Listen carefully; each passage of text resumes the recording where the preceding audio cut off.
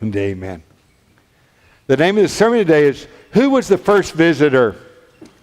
Who was the first visitor in the manger? Was it the shepherds? Was it the wise men? Was it the little drummer boy? Was it the innkeeper? Today I pose to you it was none of the above. To know who the first visitor was on that Christmas morning, we need to meet a 20-year-old Jewish man from Nazareth, a guy named Joseph. Joseph on this particular day was headed to Jerusalem. It was a 61-mile journey from Nazareth. He was going there dragging a lamb. He was going to the temple. It was Passover. Every year Joseph has done that. Now he's 20. Joseph goes this time to Jerusalem knowing his world's falling apart. The government is corrupt. In fact, no longer do the Jewish people rule themselves. The Romans rule them. And even as he passes checkpoint upon checkpoint, is hassled by soldier after soldier. Joseph is called a dog and a pig by the Roman soldiers.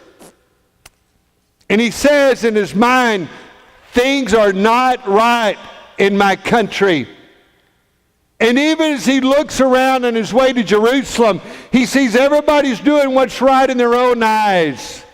He's overwhelmed by the selfishness, how people will cut and scream and cuss and argue the whole journey. And he understands things aren't right with my people. And then Joseph on that journey, 61 miles with a lamb in tow to Jerusalem with a lamb going to the temple, he understands things aren't right with me. Because as much as he wants to do right, he can't. And as much as he wants to be right with God, he just doesn't feel he is. Ever since he could remember, he's been carrying a lamb. He's had a lamb this time of year ever since his furthest back memory. And he remembers specifically one lamb. He was about 12 years old, and his dad said, Joseph, you pick out the lamb this year. Joseph didn't understand, why do we get a lamb? He just knew we got one. It was a pet. It was fun. He even got to name that lamb. He named that lamb Cuddles. And his daddy said, you're going to feed Cuddles, you're going to water Cuddles, you're going to love on Cuddles. That was no problem. Joseph loved Cuddles. He loved putting his fingers in that wool and that cool feeling he got. He loved on this lamb so much. He cared for it. He watered it. He woke up to be with it. He got home from school and the lamb was like a puppy. It would run up to him. And the rest of the evening, that lamb followed Joseph everywhere he went. And Joseph loved Cuddles. And then came that day where his daddy said, all right, guys, we're going to Jerusalem. Joseph, don't forget Cuddles. We get to bring Cuddles. Yes, you do. Oh, man. He was so pumped, like a kid taking his pet on a trip. I get to take Cuddles. It was the funnest trip he ever took. Cuddles was so cute and so fun and so playful. The adults had their friends, and Joseph had Cuddles. And then they got to Jerusalem on that long journey. It was the funnest time they ever had. And that morning, his daddy said, now get old Cuddles going. You got to feed him some good oats this morning, Joseph. Don't spare. Spoil them today. And Joseph thought, man, it must be his birthday. So he got old Cuddles some oats, and he played with them. And, all right, son, let's go to the temple. This year, you're going with me. He's like, really? He goes, yeah, bring Cuddles. Really? And they get to the temple, and there's a long line of people, and everybody's got their lamb. And it was interesting, as people are lined up with their lambs, Cuddles is scared. And Cuddles kind of rubs against Joseph's leg because he knows he's safe with Joseph. And the closer they get, the more warm and cuddling Cuddles gets. And then finally they're at the gate of the temple, and they're standing there with Joseph's dad and Joseph and Cuddles, and the gate swings open, and the soldier says, it's your turn. And they went. And Joseph's dad picks up Cuddles and carries them. And Cuddles doesn't mind because Cuddles loves Joseph's dad. And they go before the priest, and Joseph has never been there before. And the priest lays the lamb down on a little platform. He goes, priest, here we are. We're here. We're here for our sins. We're here to worship God. So he says, Joseph, put your hands on Cuddles. And Joseph does. And Joseph's daddy does. And the priest does. And they pray. Joseph's dad prays, oh God, we love you. And we have sinned against you. And we are separated from you. And oh God, we ask you to please forgive us and accept this sacrifice. Amen. And Joseph noticed his dad pulls the knife out of the scabbard. And he slashes Cuddles' throat. And Joseph is horrified. Dad, why? Why? And Joseph's dad says, son, without the shedding of blood, there's no forgiveness of sins. Joseph was 12. He never forgot that day, and now he's 20. And he still goes and he sacrifices. Now he doesn't name the lamb because he knows why he's bringing the lamb. And he brings it and he sacrifices it and he walks away and he's thinking, can a lamb really make me right with God? And he remembers a verse that he learned in Sunday school. It said, sacrifice and offering you did not desire, but a body you prepared for me. With burnt offerings and sin offerings you were not pleased. Then I said, here I am. It is written about me in the scroll. And Joseph's thinking of that verse, you know, God never wanted a lamb. He never wanted any animal. Why are we doing this? But Joseph is 20. And Joseph is too excited about getting home. Because this year, 20th year, Joseph's getting married. Oh, he can't wait to get to Nazareth. He can't wait to see his girl. You see, her name's Mary. She lived down the street. And they were friends. They played together as kids. But all of a sudden, his friend started looking pretty good to him. And he started thinking, you know, I kind of like the way she smells. And he got to where he liked being with her more than with the boys. And they started dating. It was the first girlfriend Joseph ever had.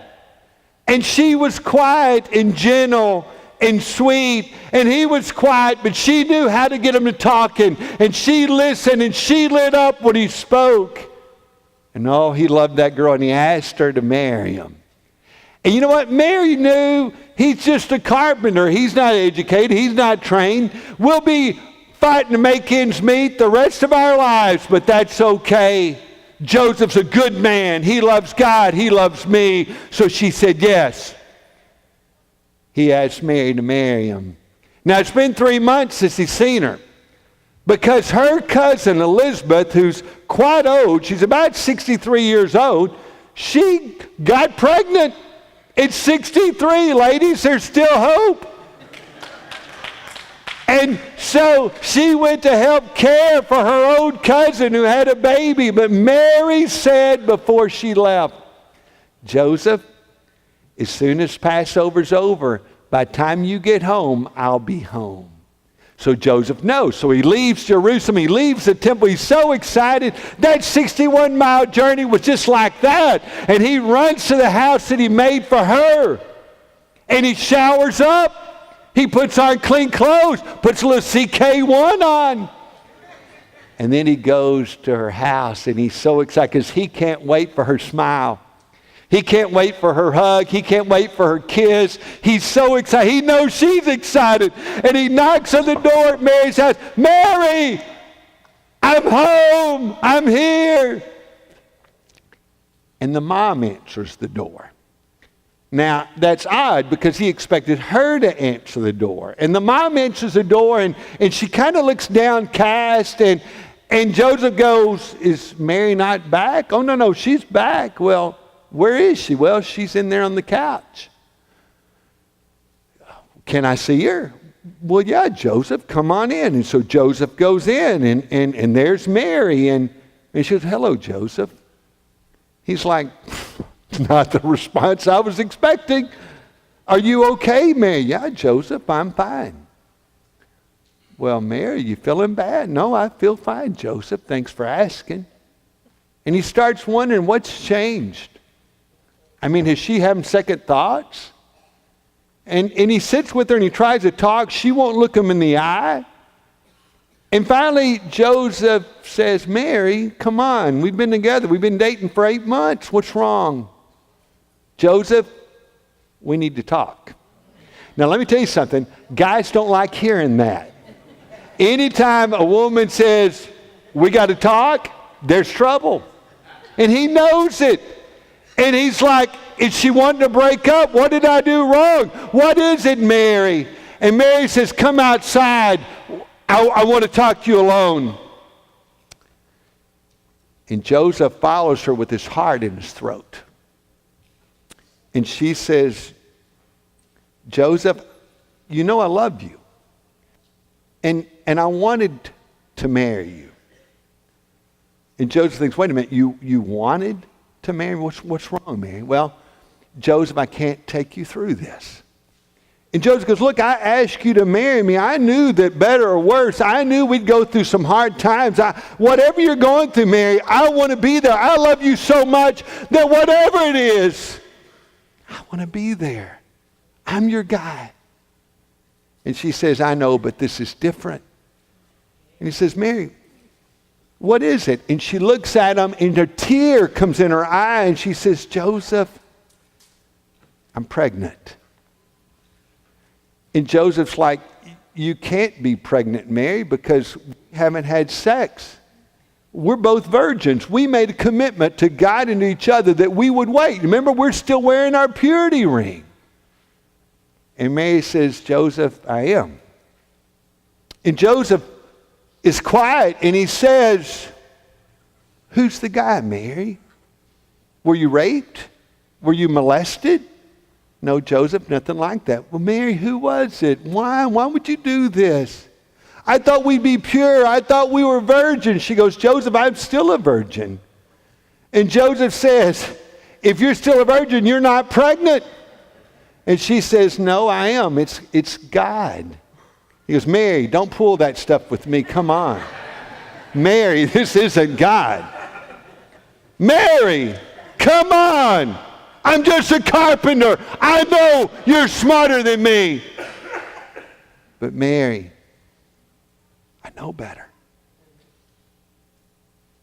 And he just walks away because he's just so angry.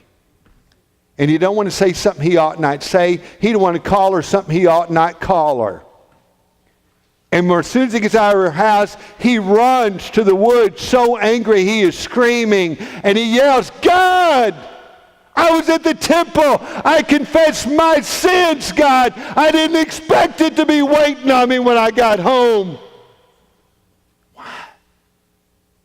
I've done everything right as much as I can. Why? And he's so mad at Mary. And he thinks, you know what?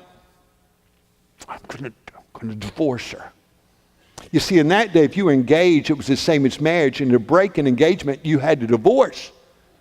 That's how serious it was. And he thinks, you know what? I'm going to take her to court. I'm going to shame her. She'll be in prison or even stoned as an adulterer, but I don't care. She broke my heart. And the more he thinks about it, he remembers the temple, and he remembers laying his hands on that lamb that he no longer names. And he remembers, God, I ask you to forgive me. How can I not forgive her? So he decides, I'm just going to divorce her quietly. I'm not going to make a big deal of it. Irreconcilable differences, we're just going to break up. So Joseph goes home to the house he built for Mary. He's a carpenter. He built the house for her. He asked her, Mary, where do you want the kitchen? Mary, how big do you want the kitchen? Mary, where do you want the bedroom to be? Mary, where do you want to set the bed and the nightstand? Where do you want the dressers? And when he walks in that house that he has built for her, everything is exactly what Mary wanted. And yet she's not going to be there anymore. He's so exhausted from grief that he lays down. And he can't really sleep, but he's so exhausted with grief that he has to sleep. And the last thought that comes to his mind is sin ruins everything. After he's asleep, something pretty cool happens. Matthew 1:20, but after he considered this, an angel of the Lord appeared to him in a dream and said, Joseph, son of David, do not be afraid to take Mary home as your wife, because what is conceived in her is from the Holy Spirit. She will give birth to a son, and you're to give him the name Jesus, because he will save his people from their sins. All this took place to fulfill what the Lord had said through the prophet. The virgin will be with child and will give birth to a son, and they will call him Emmanuel, which means God with us. The angel says to Joseph, Joseph, hello, don't you get it? God promised a Messiah. Don't you get it? God said that he would bring Messiah. Remember what God said? God keeps his promises. He said a virgin would give birth to a baby. Hello? Joseph, you remember when you were at the temple the other day? And you walked out, you remember that? And you remember asking the question, can a lamb really take away my sins? Joseph named him Jesus, because he will save his people from their sins. And Joseph wakes up and he starts thinking about all the scriptures he knew. Way back in Genesis, to Eve, he said, I'll put in between the woman and between her offspring and yours, and he will crush your head and you will strike his heel. To Abraham, God said, through your offspring, all nations on earth will be blessed. To Judah, the scepter will not depart from Judah, nor the ruler's staff from between his feet, until he comes to whom it belongs. To Moses, the Lord your God will raise up for you a prophet like me from among your own brothers. To David, I will raise up your offspring to succeed you, who will come from your own body. I will establish his kingdom. He is the one who will build a house for my name, and I will establish the throne of his kingdom forever. I will be his father, and he will be my son. To Balaam, I see him, but not yet. I behold him, but not near. A star will come out of Jacob. A scepter will rise up out of Israel. To Isaiah, the people living in darkness will see a great light. The virgin will be with child and give birth to a son. And to Micah, but you, Bethlehem, though you're small among the clans of Judah, out of you will come for me one who will rule over Israel, whose origins are from old and ancient times. You see that? God had been making these promises about this Messiah for centuries. And every decade or so, it narrowed the focus a little bit more. Now Joseph's in his bed, and it dawns on him, I know more than they knew. Joseph's thinking, God said a virgin would come. I know the virgin. Her name's Mary. He'll come out of the area of Galilee. I know whose house he's going to grow up in. They talked about the Christ. I know his name. It's Jesus. And I even know when he's going to be born, in about 6 months. And Joseph rushes back to Mary. And he knocks on the door, and she's so downcast, says, Mary, you're not going to believe this. I was in bed. I was so mad. I was going to divorce you. And an angel came to me. She goes, was his name Gabriel? It was. You know him? Yes, I saw him. You're kidding me, Mary. I don't get it. Of all the people of the world, you and me, the Christ, the Messiah. Me, I don't understand it, and I have a hard time believing it. But Mary, I love you. And whatever God has for us, we're going to face it together. So they get married really quick because some people are going to start doing the math. 6 months, Joseph, hello. So they get married quick. And as if they don't have enough on their plate, hello, more trouble. Luke 2:1, in those days, Caesar Augustus issued a decree that a census should be taken for the entire Roman world. And everyone went to his own town to register. So Joseph also went up from the town of Nazareth in Galilee to Judea in Bethlehem, the town of David, because he belonged to the house and the line of David. And he went there to register with Mary, who was pledged to be married to him, who was expecting a child.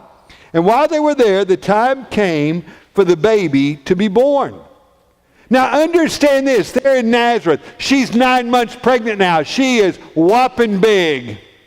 And he knows it's any time now she's going to pop.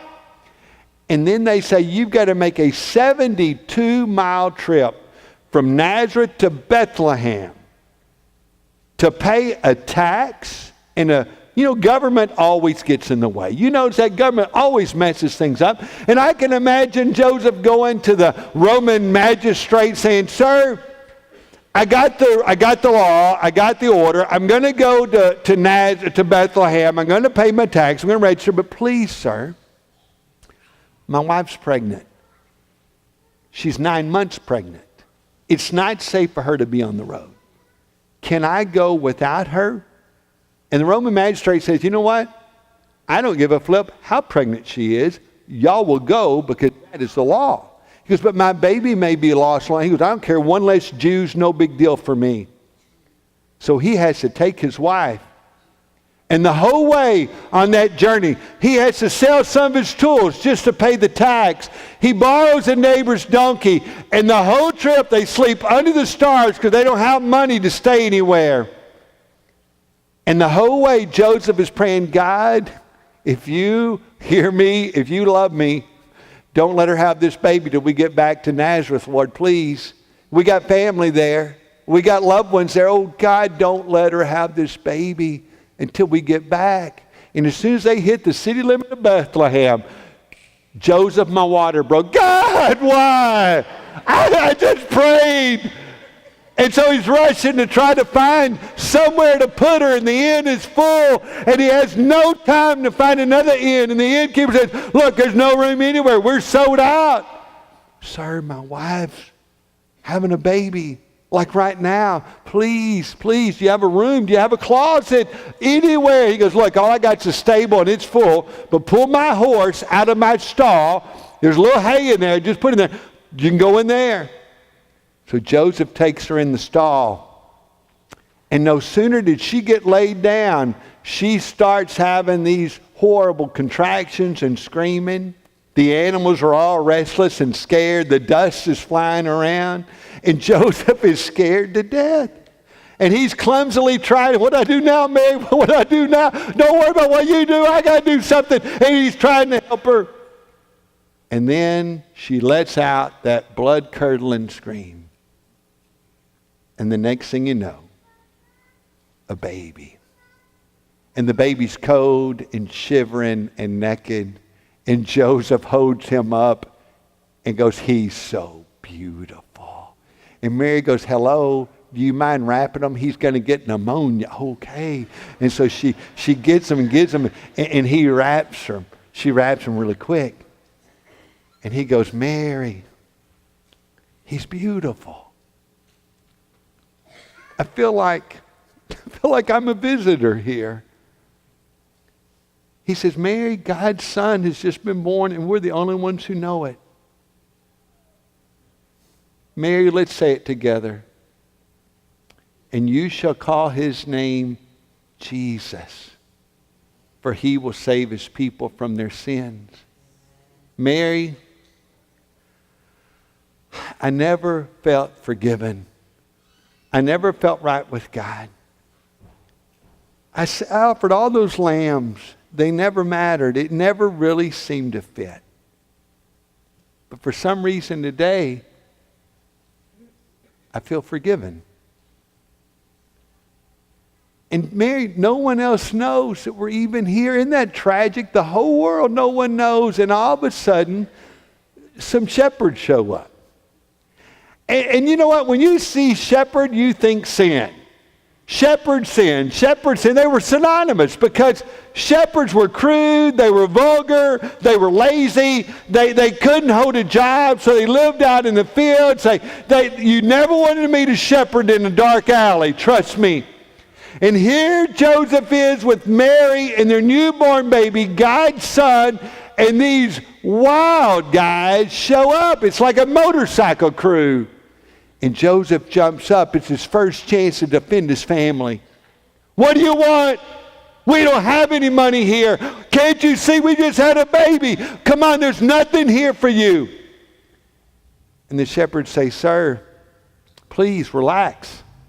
We don't mean you any harm. We've come to see the baby. And they're like, the baby? Yes, we know about the baby. You know about the baby?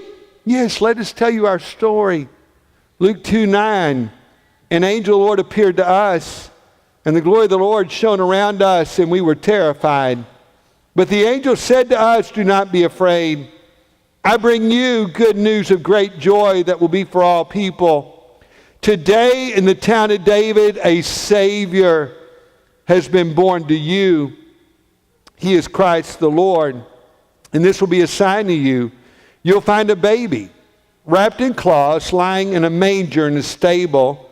Suddenly a great company of heavenly hosts appeared with the angel, praising God and saying, glory to God in the highest, and on earth peace to men on whom his favor rests. And when the angels had left them and gone into heaven, we said to one another, let us go to Bethlehem and see this thing that's happened, which the Lord has told us about. That's why we're here. Can we just look at them for a minute? And Joseph goes, sure. And they just stared. Have you ever been around somebody